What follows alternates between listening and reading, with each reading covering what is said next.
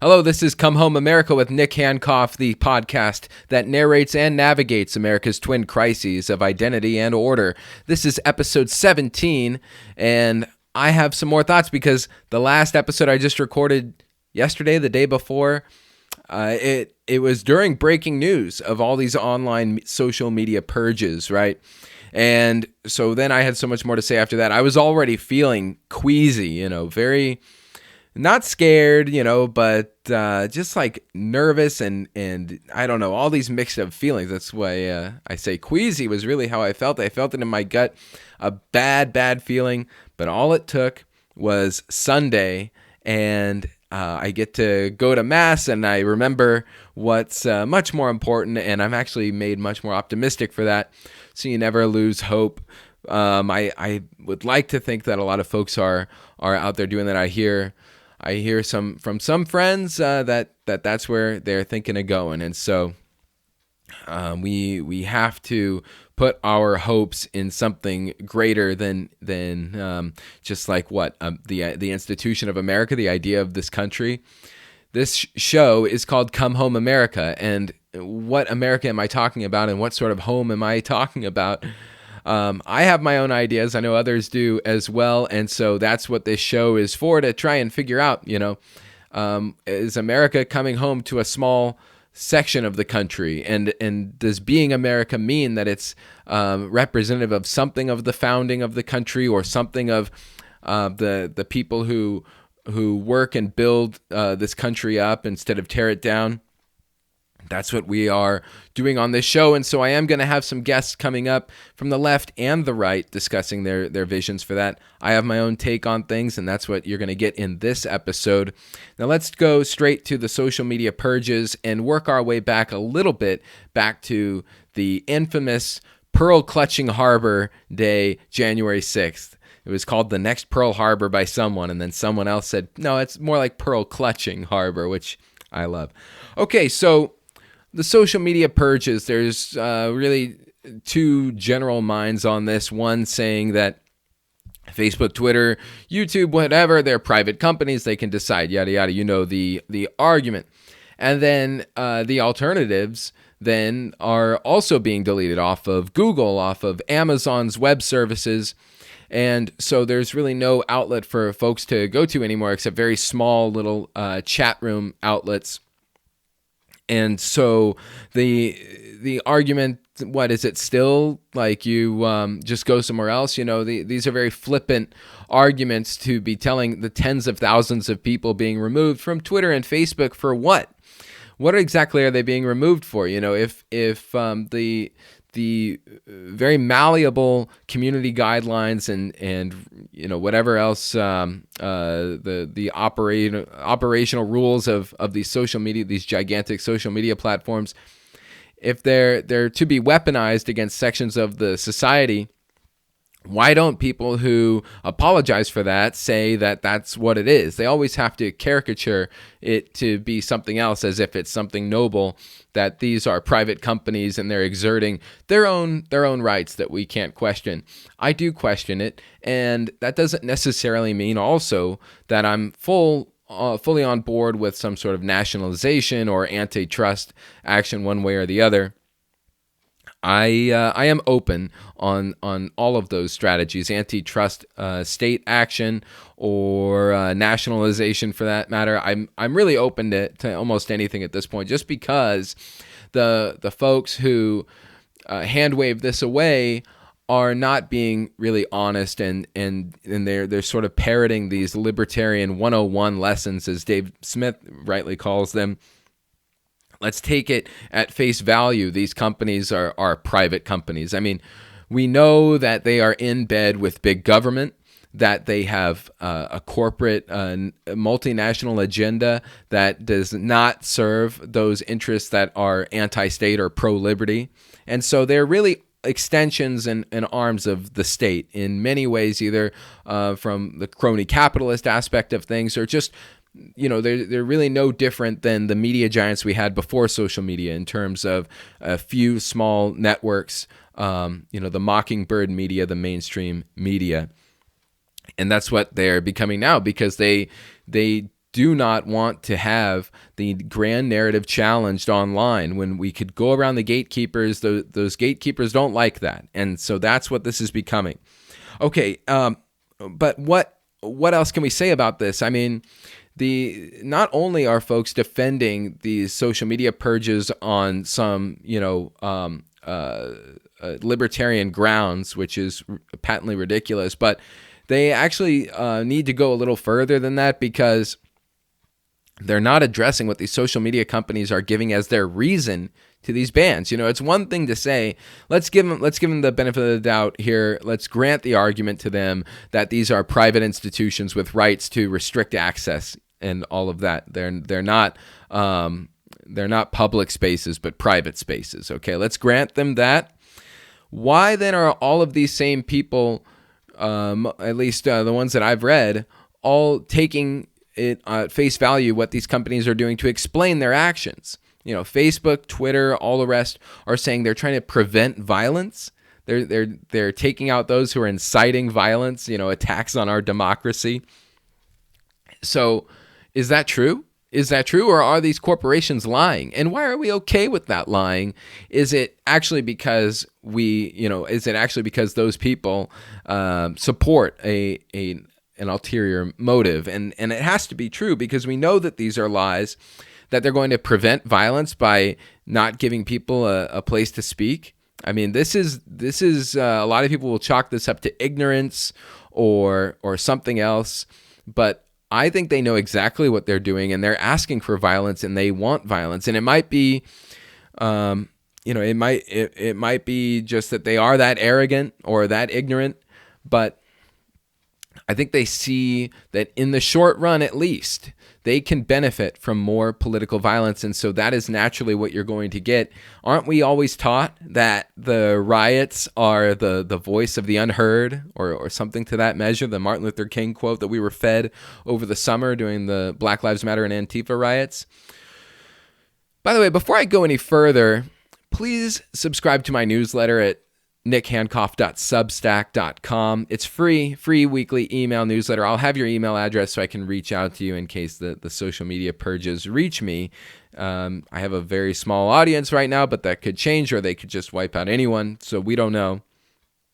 But right, so we know that if you take away the voice from people, if you take away their political solutions, their political options, their political avenues, they're going to express their political ideas through much more violent means, as frankly we saw at the Capitol storming. And it really wasn't that violent. I know that things are really blown out of proportion there, but frankly, the lesson's true, that if folks feel as if their voice is being stolen, being oppressed, they're going to lash out. And so these social media companies putting these people out to pasture, that's what's going to happen, and I think that's what they want to happen. And so we have to do our best to prevent that from happening, because they will use those moments, like they used January 6th, as a justification for all sorts of new crackdowns that violate very innocent people's liberty, and for political reasons, not for security reasons. And what type of violence are they talking about exactly? I mean, we are going to get into the January 6th thing a little bit. I talked about it on my last video, but we'll rehash it a little bit. But what violence are they talking about? Are they talking about the 2020 crime rates? All of the crime rates, the violent crime rates, went up in the major cities. I think nationally it must have gone up just by average. But we saw city after city reporting more violence, more murders. And was this violence what the social media companies are out to stop? I mean, they benefit from that violence, especially when it gets shared and goes viral on their system. So, there's some violence that they will have no problem with, apparently, and people posting things online that are clearly violent for usually left-wing ends, and yet people who have questions about the election, they're the violent ones, right? So we know that these social media companies are lying about what they're doing. And so why are we so quick to back down and say, like, well, they're private companies and they have a right to do what they're doing? I mean, if a private person was acting this way, we would not treat that person with kid gloves. We would call out what they're doing. So what does that mean? Does that mean that we then shut down our Facebook, shut down our Twitter, shut down whatever big giant platform we have?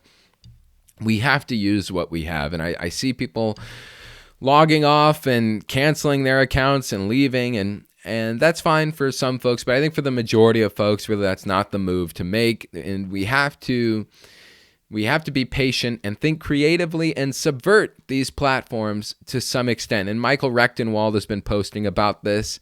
Rechtenwald writes for the Mises Institute, and he's a professor, or at least a former professor. I don't know if he still has his same old job, but an author now. An author mostly regarding the woke left and big tech and this sort of stuff, especially big tech. And he's very interesting. But his take on this is worth checking out. So you can see Rechtenwald on Facebook. That's where I mostly follow him. And basically the overall point is we have to get smarter about our uses of these tools that we have, even as restrictive and limiting as they may be. I don't think it really serves us to delude ourselves with visions of grandeur that we could go build another Facebook or build another Twitter. As we've seen with Parler is being taken down off of Google and Amazon web services and app stores so that it won't even be you won't even be able to obtain it. And we've seen that same sort of censorship come down on, previously. Alex Jones is one example, but others as well. And what is the ultimate solution? Just to build your own separate internet, right? It gets to a ridiculous level. And we don't know what the future will bring. So we should not say nothing will ever be innovated again. We can hope for that. But in the meantime, what the strategy has to be is we have to find a way to intelligently hold on to the niches that we have in Facebook, Twitter, and the rest. And look, I mean, it's sort of the same issue, and this is going to be a transition a little bit to the Republican Party as a political vehicle. The Republican Party also lies to us, and the Republican Party also is, they don't serve us, we serve them, is the way they view it. And obviously, a lot of libertarians are in the Libertarian Party, but just speaking to most folks here that are probably watching the show, if you're part of the Republican Party post-Trump, there's a lot of folks like in Georgia who didn't vote, decided not to vote. They're no longer going to vote for a Republican unless they're pro-Trump or fit a certain mold of a Republican. And there's value to that, but there's no value to just saying that you're not going to participate in the Republican Party anymore and walk away from it. I mean, like I said, folks have gone to the Libertarian Party, and maybe that's fine for them, but I think, again, we have this lesson, same as the social media, that we have other institutions like the Republican Party, for instance, and this might go for other political parties as well, but for the Republican Party as the example here, it's yet another institution that the people don't have a control over. And really what we want out of our institutions is to serve us. That's the point of an institution. Unfortunately, there's so much institutional breakdown in the country, no matter where you look, and that's what this show does cover. But you have these top-down oligarchical forces that really hijack these institutions that are ostensibly for the people. And that doesn't mean that once you find out that you're getting screwed over by them in many ways, that you just don't participate in them anymore. We need to get more savvy and more creative and really subvert those who have for so long really subverted us and our society. So how do we do that? That's definitely for another episode. But, you run this risk of having your message co-opted, say in the Republican Party, your political message, one of America First, one of old right traditionalism, one of liberty. You have all of these types of political messages being co-opted in the Republican Party, but you have to find a way to battle against that. And I just don't see how debilitating ourselves, voluntarily walking away, how that necessarily helps in a grand way. I think you can walk away in some capacities. I think y'all understand what I'm saying here, but that's sort of my point. We do have to focus going forward how best to use these systems and institutions that otherwise are really against us in the end. Because building up your own institution from nothing is just very, very difficult unless it's just a very local, small thing. And, those serve some role as well. Maybe we can do both. All right, so let's move on to, you know what, actually, let's get back to this social media lie just real quick. This lie that they're trying to prevent violence or they're against attacks on democracy. I saw someone posting either on Twitter or Facebook talking about Barack Obama, the former president, who bombed on purpose, not on accident. He bombed lots of people on purpose and accident, but this one, it's important that it's on purpose in this instance because it was a 16-year-old American citizen living in I don't know if it was Yemen. It's so long ago now, but I remember it was the son of some terrorist. I think I'm gonna butcher some names here, but wasn't it Anwar al-Awlaki's son? And if you know the story, highlighted tremendously by James Scahill. Is his name James? Jacob James Scahill's Dirty Wars. Dirty Wars, look it up. Documentary and a book. But it really goes into detail of how President Obama bombed a 16-year-old American who was completely innocent, not suspected of any charges whatsoever, and in fact could not have been a case of mistaken identity because his father had been drone bombed just weeks prior. So, yeah, right? Like, was Obama's account deleted? Was like they did to Trump? Was Obama called out for this in any meaningful capacity from any of these do-gooders in the media? Absolutely not. Obviously, we all know this, but a great example to always bring up.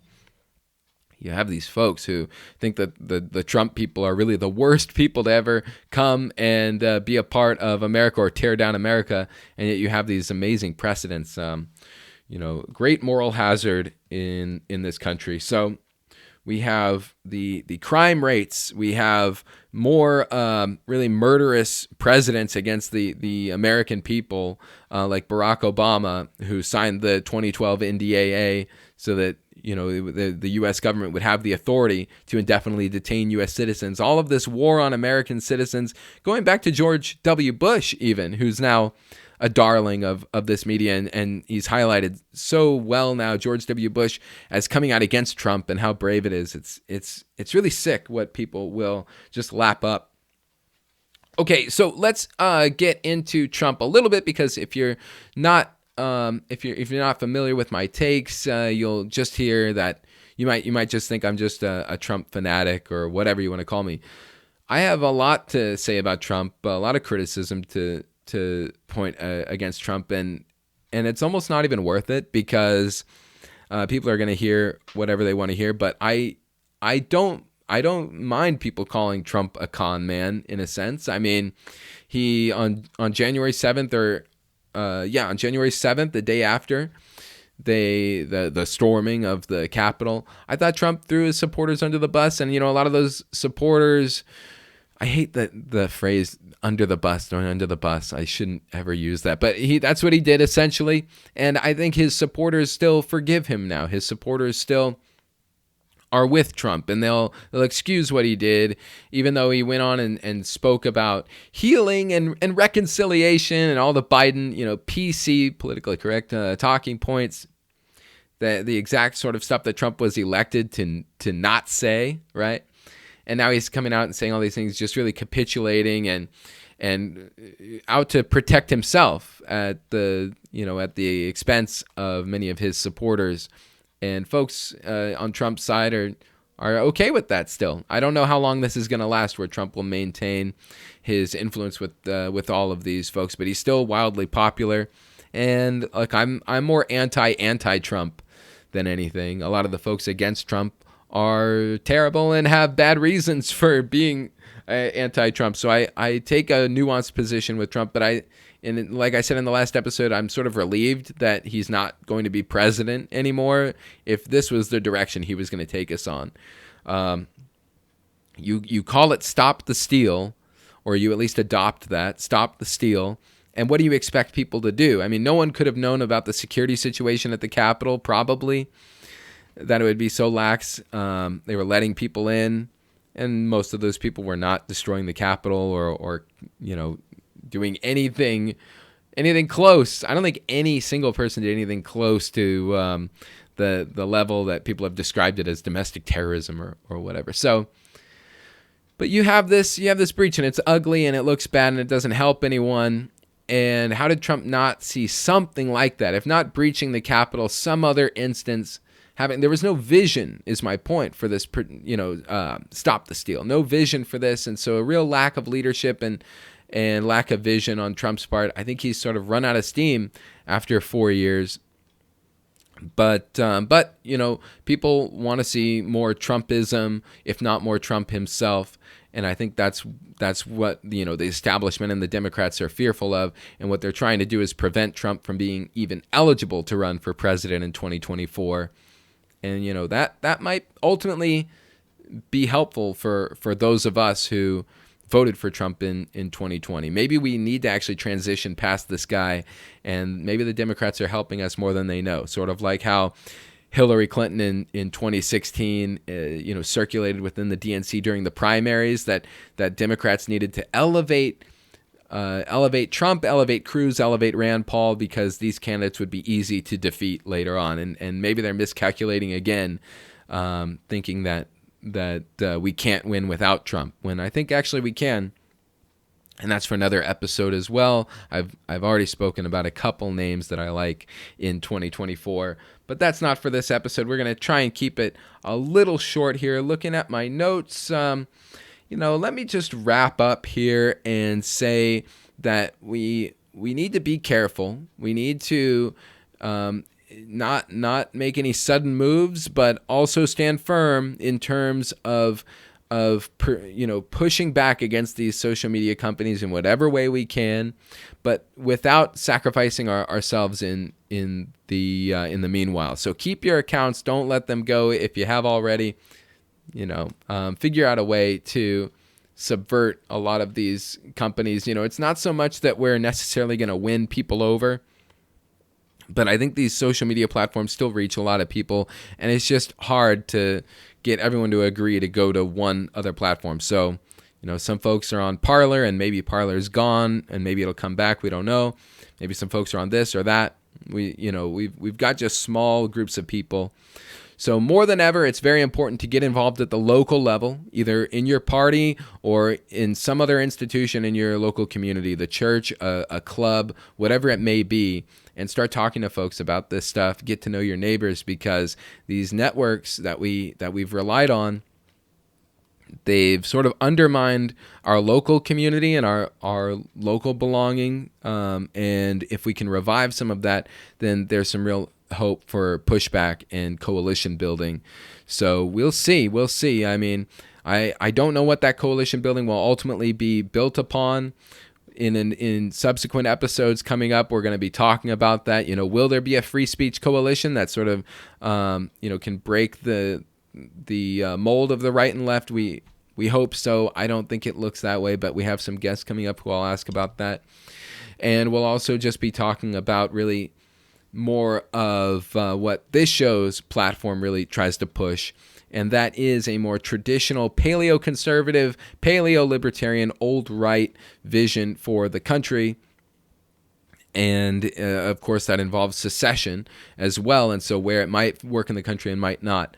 So stay tuned, folks, and remember to like and subscribe and share not just this video, not just this podcast if you're listening on Spotify or iTunes or anywhere else podcasts are found, but also the newsletter is at nickhankoff.substack.com, free every week, every Monday. So coming out very soon, you'll get an email. It's called The Bulletin, and it's like a supplement to this show. You're going to get stuff that won't be on this show, and some more thoughts. And so, especially in this time when social media the future is so uncertain, and it's more likely than not that we won't be able to interact on social media, it's very important to get on these email campaigns, and not just mine, but others as well. So nickhankoff.com or nickhankoff.substack.com.